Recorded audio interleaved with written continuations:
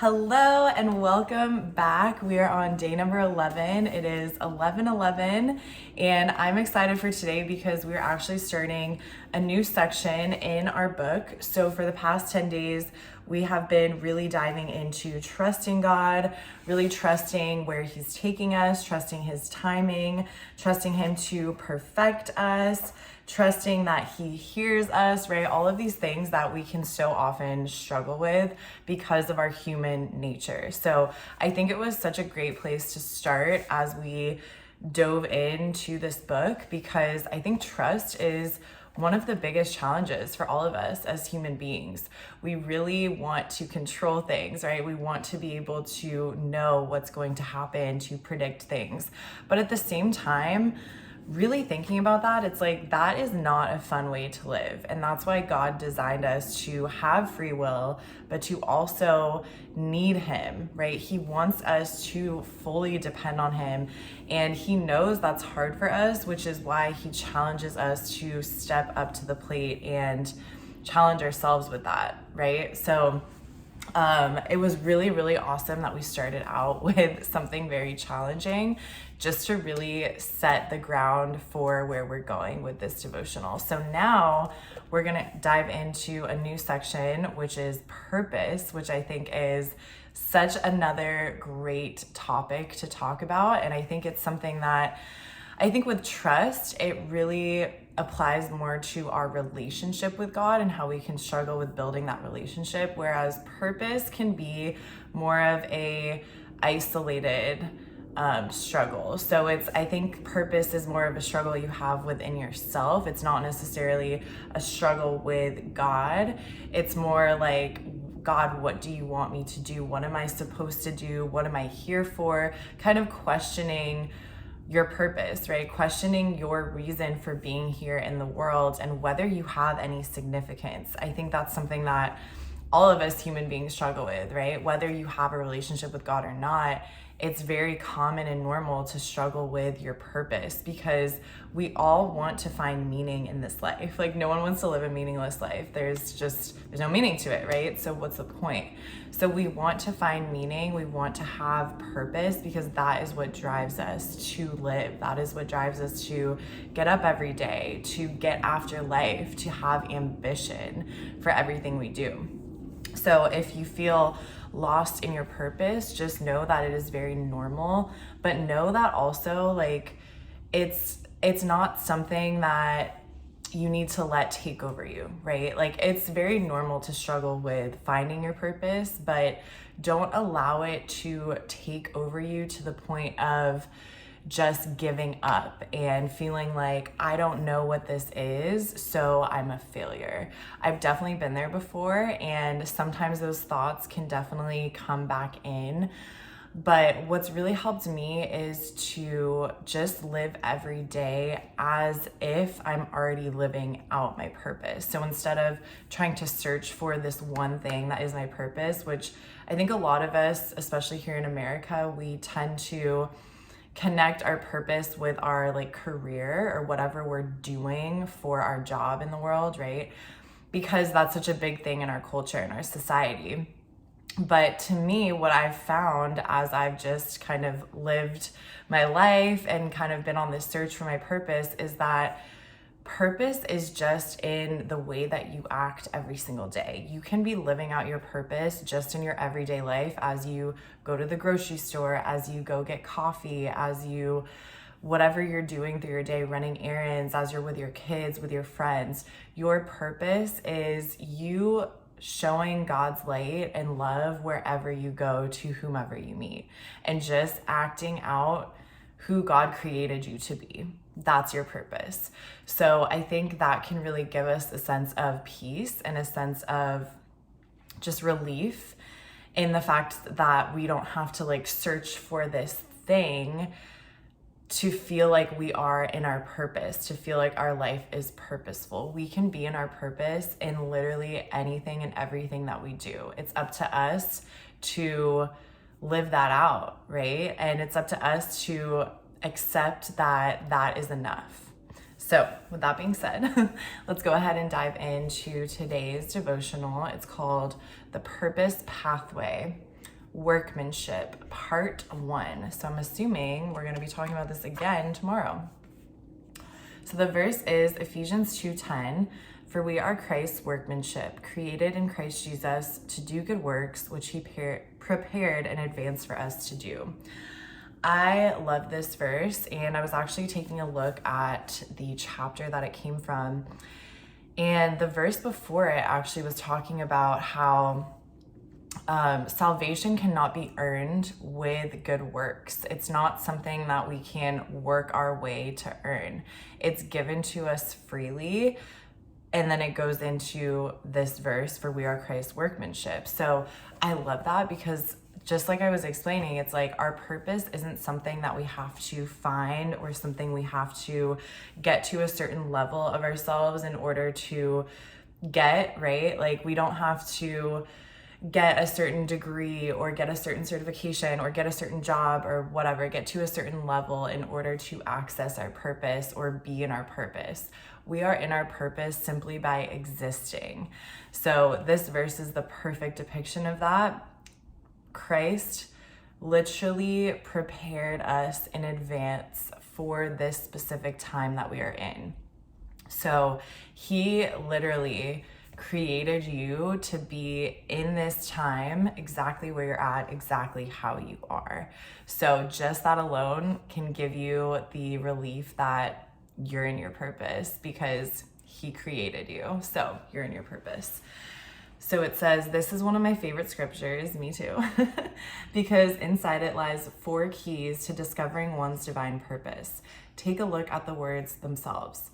Workmanship, good works, advance, and do. Workmanship means that you are a custom creation, that there is no one like you. Nobody else has the stuff you have or has been designed the way that you were created. You are a tailor-made, one-of-a-kind masterpiece. Because of that, we should never try to imitate or replicate what's already been done. No one has your God-given fingerprint, and God does not repeat himself. He made you because you are a unique expression of his DNA with a specific mission that literally cannot be fulfilled by anyone else. The world needs what you have: your mind, gifts, and personality. Part of the purpose discovery process is embracing that you matter and were specifically handcrafted by heaven for such a time as this. The question asks, do you embrace your own uniqueness? In what ways do you struggle to believe in your relevancy and magnificence?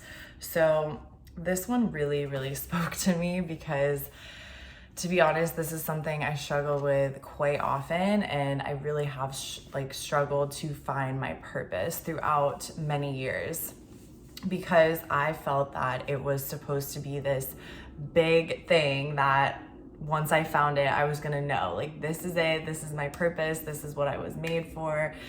And I do believe that there are big things in our life that can make us kind of feel that way, and that are maybe just places for us to really show and embody our gifts that God has given to us and our passions. But I also have, just like I was mentioning earlier, I have found that just living out your purpose can be an everyday thing, and it's not like a destination that you need to be searching for. It's not like one day it's just gonna happen.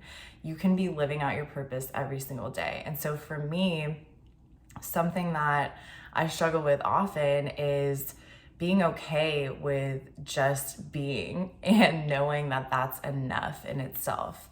I think especially with social media, it's a lot to see everyone else living their life and doing these cool things, and everyone else's highlight reels and things. And it seems like everyone else has it figured out. They all have their lives together, right? They're doing all these big, cool things. And what am I doing? And I think a lot of us can have those thoughts. No matter what greatness we're doing in the world, there's always going to be someone doing better than us to us, right? We're always going to be able to find someone that's doing better than us, that's prettier than us, that has certain qualities about them that maybe we wish we had. And if we always look to others and try to imitate them, we're never going to feel like enough. And so I love how in this devotional it says that God doesn't repeat himself. And that's so cool, because it's like we're all made so uniquely, and he doesn't want us to be like each other, right? Like, obviously we're all human beings, and there are a lot of qualities that can be very similar in us, and we're gonna naturally be inclined to be around people that are similar to us in nature. But overall, it's like we're all very, very different, and that's how God designed it, and that's how he wants us to be. He doesn't want us to try to become somebody else or even compare ourselves to others. Like, comparison is truly the thief of joy. And I've noticed it so often in my own life, to where I'm like, oh, like I'm not pretty enough for this, or I'm not entertaining enough, or I'm not creative enough, or, right? Like, all of these things that I see other people just having these gifts for, and I feel like I'm not qualified. And I think that can so commonly take us away from our purpose when we start to look at those things. Like, I've noticed when I get in those mindsets and those thoughts creep in, I kind of just shut down, and I'm like, oh, well, what's the point of doing anything, right? Like, even with this devotional, I'm not gonna lie, like, I'm like, oh, no one even cares. Like, no one's even watching these videos. Like, why am I doing this? And I start to allow my thoughts to take over, and I think, like, what is the point of this? Like, who do I think I am for doing something like this, and why am I wasting my time, right? And I think that's very common for us to get to that place. But when we can really embrace who we are, the uniqueness of who we are, and step fully into that, and really embody the gifts that God has given us, and focus on the gifts that we do have instead of the things that maybe we wish we had, or we're lacking in, that we feel we're lacking in. I mean, you can always like work on things, right? Like, there's always things to be worked on. And I think there's a difference between looking at what someone else has and being really inspired and being like, wow, like, I love the way she speaks. I want to speak more like her, right? I do that a lot. Like, I want to be able to speak with that type of confidence and conviction and certainty. But in doing so, not comparing yourself and making yourself feel less than because you feel like that person's better than you. So I think there's like a healthy boundary there. But overall, what I wrote down was, I feel that I focus a lot on what I don't have, because I'm constantly wanting to work to become better. So sometimes this can be really good, right? Like I mentioned, looking at someone else and allowing them to inspire you. But other times this can be not so good. This can be toxic, because it takes me away from my gifts, because now I'm thinking I'm not enough. What's the point? Like this and that, you just go down that negative spiral. So I think just focusing on what you do have, what you are good at, the gifts you do have, and looking at what have you already done in your life that felt really easy, that you felt really confident in, that people really saw you shine, right? Like, what are some of those things? And really just leaning more into those things. Where do you feel called to be? And leaning into that more and more every single day. And that will really start to unravel your purpose, because I think when we're really living in our gifts, that is our purpose. And as we do that more and more opportunities like start to come our way, and other areas where we can use our gifts and really step fully into that purpose will come about. So let's end with a prayer. It says, Lord, give me eyes to see the way you see me. I am your custom craftsmanship. Thank you for making me unique, magnetic, and necessary. Help me to own my significance and magnificence. I love that so much. And I think it's just so important to remind ourselves that we are necessary. We are absolutely necessary for this time, this place, this hour, this minute. And if you're still here, like, God is not done with you.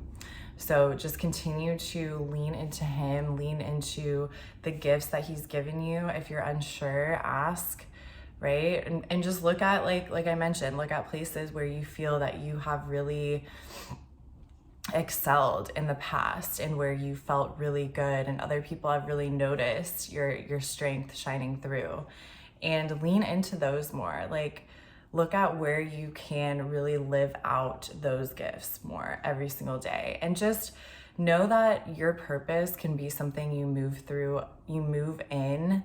You can move in your purpose every single day, wherever you are. Even if you're just at home by yourself, like you can still be in your purpose because you are you and you are unique and you are necessary. So I hope you enjoyed today's little message, and I'm excited to dive back into this part 2 tomorrow. And I hope you have an incredible day. I'll see you tomorrow.